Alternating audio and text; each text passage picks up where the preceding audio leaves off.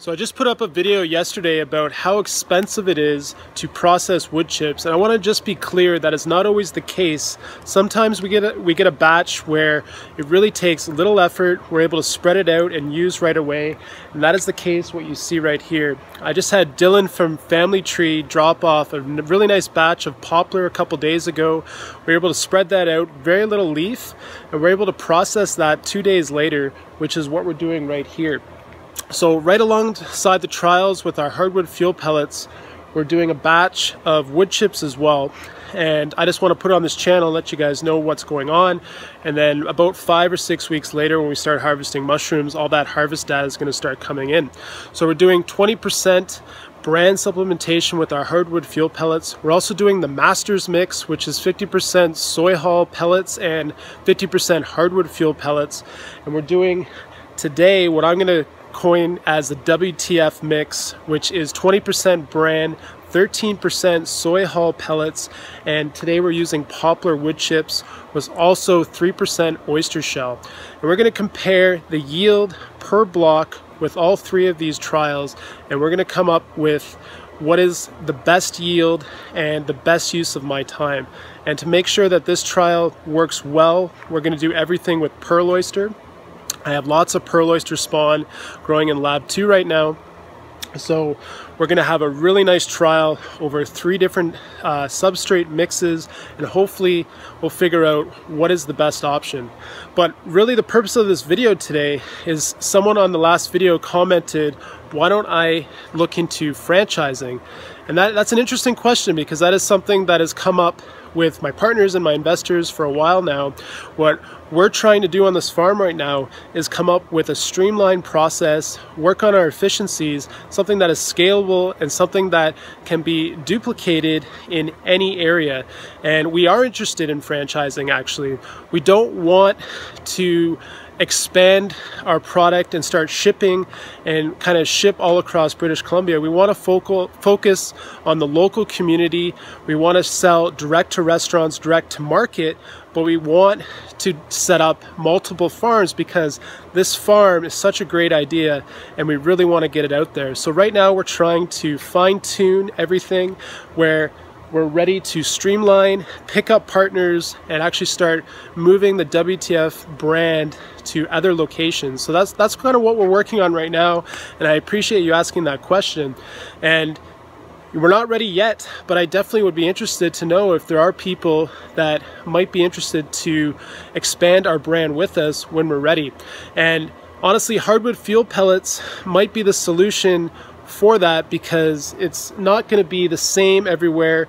Finding a partner or finding a situation where we can get wood chips all the time might not be an easy task. So learning how to scale up with a product that we can probably get all over North America and use hardwood fuel pellets is probably a great strategy for us, and that is definitely something that I'm focusing on right now. So I said this is called the WTF mix, and we have 13% soy hulls. So I'll just show you right now what that looks like here. So we have lots of bran mixed in, and then you can kind of start seeing some soy hull pellets. You can see that. So these are all mixed in, and we're just going to spray down this tonight, and they'll hydrate very quickly with the water. And then we're passing our pitchfork through the pile and mixing that up about 3 or 4 times as we walk around the perimeter here and get this really wet overnight.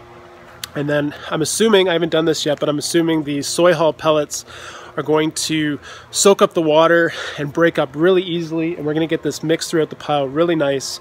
And then as usual, we'll pile this up, put a tarp over, and let it sit overnight. And then when we bag this up in the morning, the moisture content will be at water capacity. All that excess moisture is just drained through the pile.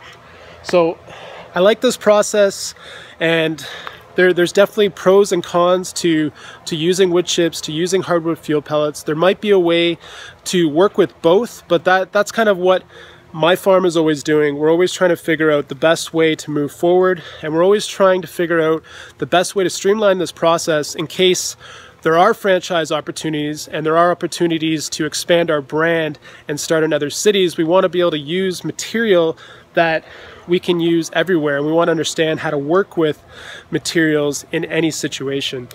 And that goes with growing mushrooms. You know, right now we're focusing on seasonal growing in the Okanagan here. We have a really nice summer where we can do that. In colder climates, we're probably going to have to start figuring out how to do some indoor growing, and we'll have to start working on a design that works for my business, but I still want to keep my core values. I still want to keep our mushrooms the way that they grow right now in an indoor setting. So that's going to take some years. That's going to take some tweaking of our design, but we're still going to build off of what we've built right now with our greenhouses that you can see behind here. So I want you guys to understand that our business is rapidly changing every month. We get students here on the farm from all over the world, and they contribute to our business all the time. There's always so many ideas that we're working on. We're always trying to push the envelope, and we're always trying to be more profitable and make our work count every day so that we're working less, but we're working smarter. That's always the key. So I hope you guys enjoyed this video. There's more coming as I find some more time to shoot these. I've been very busy this summer, but I'm happy to always talk about what's going on the farm. And please leave your comments below, guys, and we'll talk to you soon.